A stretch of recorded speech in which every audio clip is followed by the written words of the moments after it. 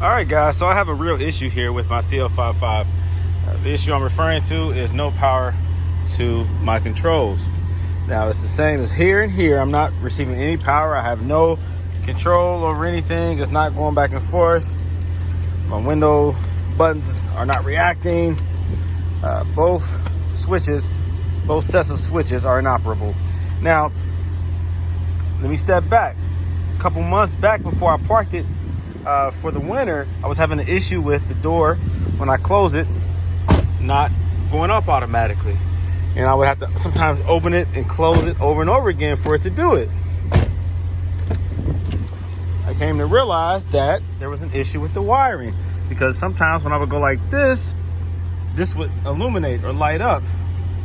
When I close the door hard is when it would react, is when it was sometimes working, sometimes it wouldn't. So obviously there's a short in one of these wires. Either it's in here or it's in here. I have to figure it out. This is a common problem on a W215. These CL500, 600s, 55, 65s, whatever, they all have a common issue with the way that the wires are ran from the vehicle itself to the exterior door. Oftentimes you have issues with the mirror, or just this right here. It can be isolated. It can be related to the light. It can be related to the window operation. But regardless, I think if I can remember correctly, this is the main control module, so to speak, or where all the connections go into, and they go from here down to there to the light, and to some other things. So there's ways to test the system. If it is an isolated issue with one of the switches or with this switch right here, but all in all, it typically is going to be related to the wiring that is fed from the vehicle to the door, which, like I said, goes into this. So I have to remove the door panel to access the back of this and to isolate which wire is loose, not receiving power or not being grounded. And then I'll go from there. So yeah, I have an issue right now. No power being received to this or to this. The window is not going up on its own. You can see over time it's gone down further and further. And again, I know for a fact that it's related to this, because when I opened and closed it, before it got to this point, it would react sometimes it wouldn't. And I went over here and I jiggled this a little bit, and then I started to get power to those. Now, if I go over there and I hit that switch over there, it does go up and down. So it's not the module that feeds power to my windows. It's not the SAM controls, any of that, stuff before it gets to this point. It is directly related to those wiring, to those wires. You might wonder why I have this disassembled, because my car sat in the garage. It looks crazy. My car sat in the garage for, all winter long. And at some point you do have to drive this thing. I should have put it on the trickle charge, but I didn't. And so I had to jump it I had to provide power to that in order to get into the trunk. You see a lot of stuff going on over there because I have modified a lot of stuff over there. So don't get, confused with what's going on over there. That's simply me getting access to up under the passenger side footwell, so that I can access the jump points. Okay, back to this issue. Also, let me make mention that whatever it was that ultimately is causing this issue also killed my battery. I've been an advocate for starting your car every few weeks just to make sure that your battery doesn't die, and the battery has never died in this car. It wasn't until I started trying to open and close and open and close and open and close this door that the last time I did this, I guess it continued to draw a current, which killed my battery. This battery has never died on me before, but this situation now is at a point where it no longer reacts. No matter if I manipulate that or not, I'm still not seeing power to that. So whatever issue began, and this started when I parked this car at the end of the car show season. So as it started to get cold and we saw that first snow, this car has been parked ever since. And that's when it started to do that, is right before I parked it, maybe you know, like the last time I drove it and I brought it home is when I noticed that it was starting to do that. And so we're talking about 3-4 months. This issue has just gotten worse every time I would open the door and close it in order to get access to the inside, whatever I was doing in here. Anytime I opened and closed it, this issue was getting progressively worse. And so now it's at a point where it no longer reacts. All right, so what I'm trying to say is that's what killed my battery. Not the fact that it was just sitting, because like I said, this car has never died. It never got to the point where I couldn't just, you know, start the car. Today, the battery was so dead, a jump box didn't work. I even have an exterior battery that I hooked up to it just to give it enough, you know, jolt to get it started. And even then, it wouldn't do it. I had actually connected to my other car there, the battery in the CL550, and let it idle for a while before it even had enough juice to start. I mean, so this battery was shot. It's dead. So whatever current was being drawn or pulled killed the battery. Killed the battery so much that I lost memory to the radio, lost memory to this camera. I mean, that is a substantial current draw. It killed my battery. So now all my settings have to be reset on this thing. That sucks, because I haven't touched that in months. So I don't even remember what my settings were. But that's what happened. I mean, something really killed my battery. Like, drew all the current. This is jacked up. Dang. All right, I figured it out. I have to remove this door panel. Okay, guys, now I jumped right in, you know, and this is a bad habit of mine. I typically just get into whatever I'm doing, disassembly or whatever, or fixing something without recording the process, because I don't know. So I just don't think about it sometimes. I just start. But in order to remove this door panel, this is the driver's side door panel of the CL55. You first remove these screws that hold this side chrome plate on. And then you also remove that screw right there on this plastic piece right there at the lock. You remove that, okay? They're star bits. Here go the screws that I use that I removed. I mean, these right here. So use a star bit to remove them. Let me show you. All right, so these are, whoa, see that bird right there? Dang, that scared the heck out of me. A bird just ran up on me. Thug life. All right, and then right here, where this SRS cover is one of these screws, slightly larger star bit. You just pop that out. All right, you pop that out. Don't break it, just pop it out. Get it on both sides of it and just evenly pull at it. It reveals a screw inside of there.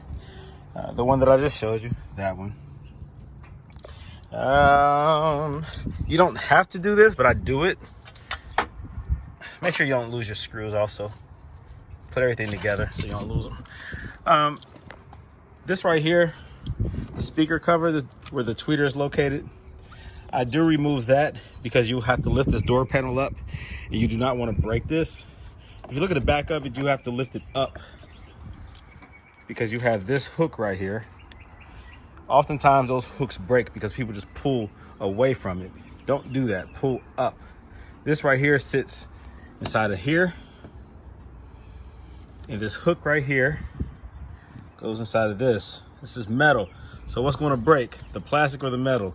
The plastic. So do not pull this way, pull up, and then it pops right out. So remove that, throw it off to the side. The connection is inside, so I typically will not try to disconnect it. I just try to lop it over the side. And so from this point, in order to remove the door panel, you grip it like here and here with two hands. I have to put the phone down to do that, and you lift up. Once you do that, there are plastic pieces that snap across the bottom. Try not to break those. Try to pull away from the door panel, from the door. Try to pull the door panel away from the door systematically. You don't rush this process. Take your time. Just give it a little bit of tug, and it works its way off. And lift it up. You'll still have a lot of connections on the back side of it. Just disconnect them one at a time and go ahead and find the issue, why the door is not operating properly. It's funny that every time the power reconnects, this window drops. Every time it makes a connection, it receives voltage, then this drops because it understands that the door is open. And the car is programmed to drop this window whenever you open up the door to make clearance for the seal. They drop like this to make clearance for the seal. So every time I play around with those wires and move stuff around, that's what it does, it drops. Anyways, to remove the door panel, like I said, there's little white plastic little things that snap in to the holes inside the door that are connected on the door panel. Those little plastic clips or whatever you call those things. I use this to break it away from them. This is just a door panel tool. I have a variety of sizes here. So I use the Y one and I get up under there and I pop it loose. Pop those away from the door itself so that when you lift up, you don't break them. Just like so. Hear that? Just like that. Go in between them, pop them out, just like that. Now it is much easier when you have the window down all the way. When you do this, is much easier because there's this piece right here. This underside goes into this. And this is in between the window and the actual door panel, the door frame. And it's like a rubber seal. And with the window up, it doesn't have as much leverage to be able to flex it and raise it straight up. So you have to really work it. I started off in this corner and worked my way back, removing this door panel. Again, make sure that the bottom is disconnected. All of those little clips, they're actually blue. Sometimes they're white. In this case, they're blue. Those blue clips down there at the bottom that pop inside the holes in the door. Make sure that all of those are popped out so that you don't break them. So work your way around the door, the lower into the inside, and pop those out. Flex the door, the bottom, like pull the door at the bottom away from the door frame, and that releases this hook right here that catches, it's actually two that catch inside of the door itself. All right, so do that and then lift straight up and just kind of work the top until you get it to start unseating from the door frame itself. First thing I disconnect, once I do that, before I pull this door away from it, the panel away from it, is I disconnect this hook right here from the door handle. All right, remove that first. That gives you a little bit more room to get access to these wires here. I jiggled the wires, make sure they were all seated properly inside of that right there, the door controller, and they are. So the problem is not there, but again, I believe it stems from these wires that are fed through that right there. So I'll play around with that and I'll figure out what it is. See, so as I played with this, now this is on, and now I have control over my windows again. So there's something going on inside of here.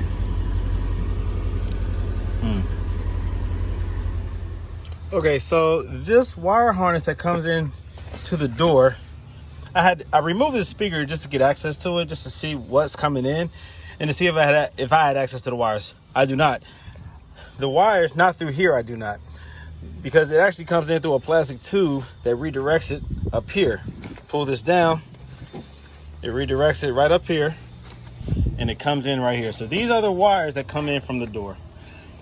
I remember correctly, I already added a wire right here because I had a bad wire feeding to this furthest most speaker.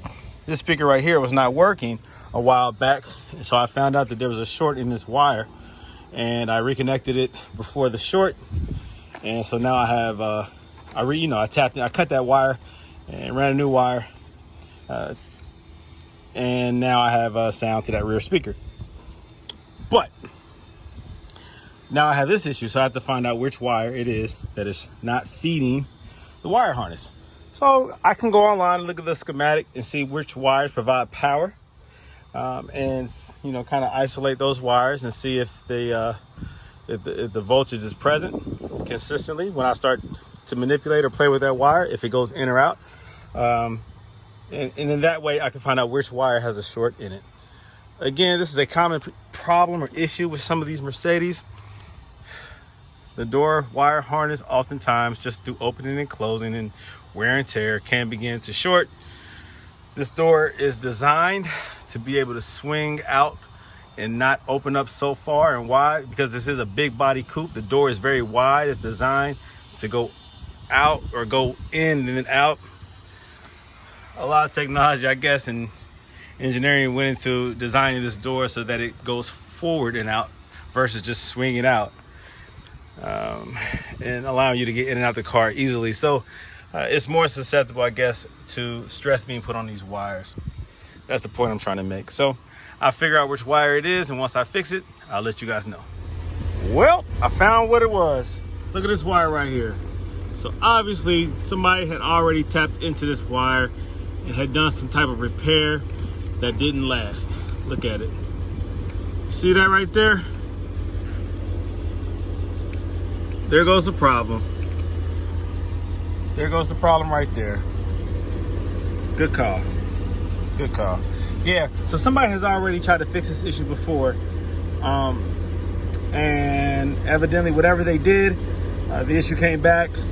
The repair has undone itself, right? So whenever you use electrical tape, oftentimes that stuff does just over time lose its ability to safely keep these wires connected and protected. They just get very sticky and gooey. There are better alternatives. The best solution is to solder the wires together. And of course, before you solder it, put on there one of those sleeves, those heat shrinking sleeves, so that once you solder it, you can slide that over the solder and apply heat, and then it secures it, I would say permanently. Same thing I did here. You solder it together and then apply this. And sometimes you don't even have to solder it. You can just twist it together very well, you know, fold it, bend it over, apply this, and it will stay on there. It's not going to come undone. This right here, especially with this opening and closing the way that it does, that needs to be secured the best way possible. Electrical tape is not the solution. Do not do that. Do not do that. Okay, just to let you guys know that this wire right here, this feed, this is 12 volts. This is always hot. So when the car is turned off, you're still always receiving voltage to this right here. That enables you to open and close. Well, this enables the seat to go back and forth, even with the car off. It enables the window, of course, to drop whenever you open the door when the car is off. So that makes complete sense. This is always receiving voltage, whether the car is on or not. And so this feed wire right here is broken. Obviously, you see. So whatever had been done before I purchased the car, these two wires right here had broken connection. Again, I could tell that something had been done here. I mean, of course, this is not OEM, so somebody tapped into this wire for whatever reason. And this right here had been wrapped with electrical tape. And so the wires have been broken and I had to repair it, but I tested it with a wire just to make sure that when you connect the two, you receive voltage to this and everything works as it should. And so that is an issue that I had to resolve. Like I said, make sure that you use at least the same gauge wire when repairing this. Don't go smaller, because obviously there's a lot of current draw there. And like when you are operating the seat, that motor, everything that you're doing, this is your voltage feed. A lot of current draw when you're sliding up and down or making adjustments to this seat, especially the heavier you are. It draws a lot of amperage. So you need this wire right here to be consistently the same gauge. You don't want anything smaller. If anything, go larger, but I'm not going to do that because that's not why it came apart, right? That wasn't a contributing factor to the breakage. So make sure that you use at least the same gauge wire when fixing that. Okay, also another tip. If you're going to walk away from this repair for any amount of time, you might want to disconnect that battery so that this no longer is feeding 12 volts through this circuit, or remove the fuse once you identify what fuse that is, because you don't want this door to close. It's very windy right now, and if this door shuts, this exposed wire is going to make contact possibly with metal of the car and short out. And when it comes to these Mercedes, you do not want to purposely, on purpose, blow fuses or short things out. Because what you think you might, it might just be a simple fuse replacement can turn into something much more complex with these modules. So protect yourself. That right there, either go ahead and fix it right now, cover it up so it doesn't make contact with anything grounded, or disconnect the fuse or the negative cable on the battery, just to eliminate that possibility. All right, and so here goes the end result. I soldered it and then put the shrink wrap around it. And so now it's good to go. Now the type of wire that I used, I don't know if you can really tell, but that's actually a very thick gauge speaker wire. It's made for a lot of current draw and it flexes. That's why I did it, because it flexes more than the Mercedes wire does. Obviously that wire was compromised for whatever reason.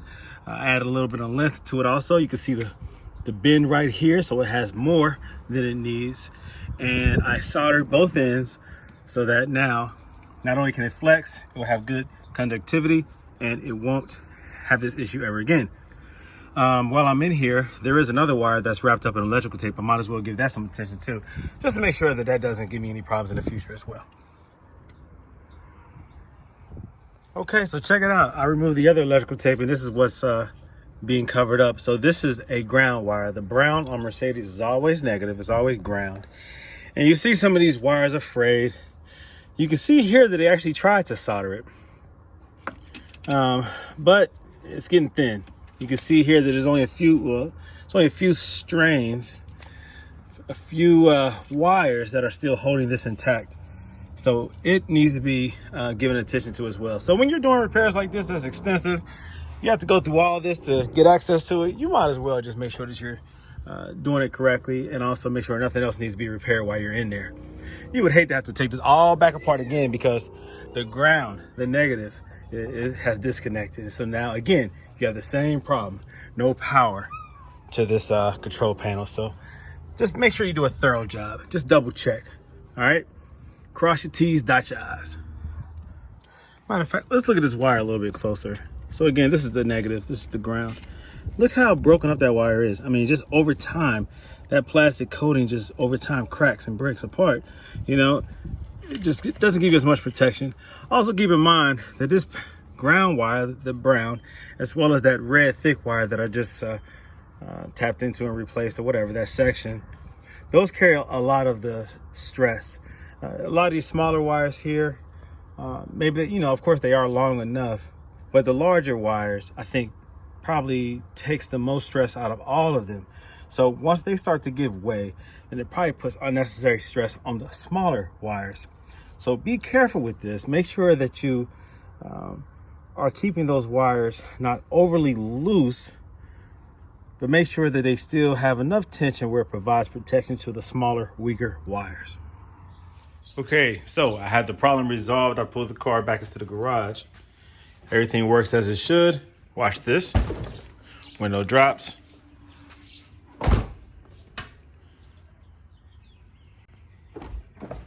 Perfect. So I did just as I said I was going to do.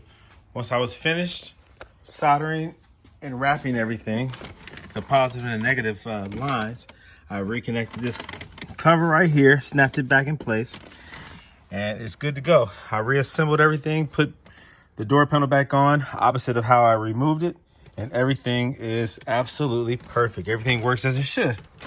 I just showed you that the door responds, the window drops down and rises back up upon demand.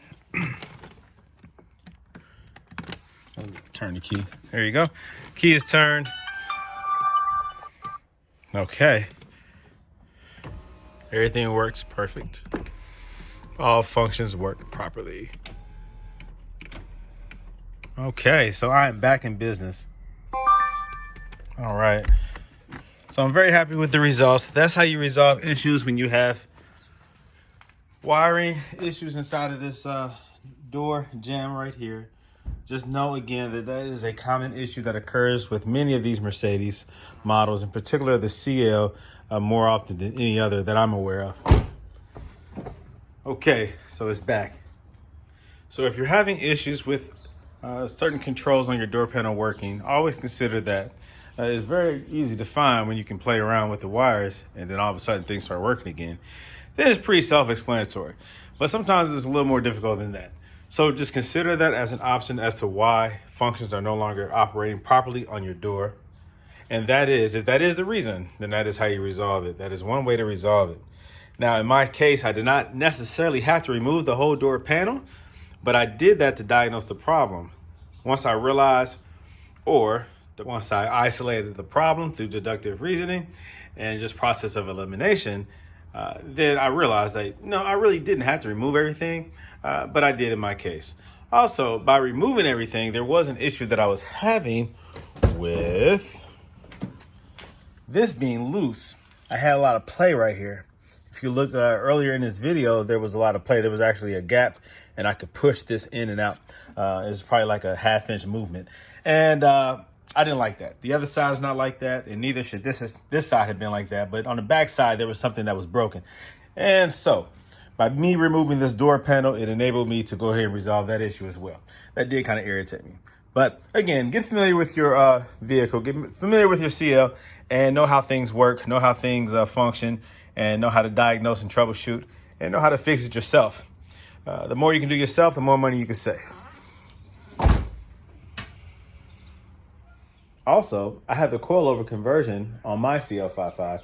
So if you own a CL, the W215 chassis, you have the option. I currently have the Yellow Speed Racing coilovers. This is an excellent option for this vehicle. I installed it years ago. I failed to make a video for that installation, so that's my fault. But if you're interested in that Yellow Speed Racing coilover setup for this model and other Mercedes models, go to my website at www.goelementautoworks.com, and that option is there as well. So check out other products that I have on there: BC Racing, Silver's Neomax, Yellow Speed Racing, and I'm continually adding more. So stay up to date with my website. Continue to become, continue to visit. You know, consider becoming a member. Continue to like, share, subscribe, comment on my videos. If you have any questions, let me know. Reach out to me on my website, www.goelementautoworks.com. Also, you know, reach out to me, of course, on YouTube, what you're watching now. Go to Facebook. Go to Go Element Autoworks on Facebook. Go to Instagram, Wide Body CL55, and look at my videos on there as well. If you have any questions or suggestions, let me know. Also, if you're interested in doing a coilover swap on your CL, on this vehicle here, I have the Yellow Speed Coilover Racing. I'll add that link to this video so that you can go to my website and order the Yellow Speed Racing coilovers for the W215 models. So a lot of upgrades have been done to this car. You can watch previous videos and see that. I've had a lot of fun with this vehicle, and it's still, the weather is still up and down. It's not necessarily warm yet. Matter of fact, I mean, it's probably like 50 degrees now, but we're supposed to get snow here in a few hours. So it makes sense of that. I guess there's a cold front coming through, accumulation of 1 to 3 inches. So we're still dealing with that. So this car is still going to be parked in the garage for the most part until all that is cleared out. And I'm very much looking forward to pulling this beautiful car out of the dungeon back onto the streets. Such a beast of a vehicle. So please continue to post and talk about these vehicles and different issues that you might have. Hopefully I can resolve some of those and actually record them and put a video out to help everybody out. So talk to you guys later and enjoy your vehicles.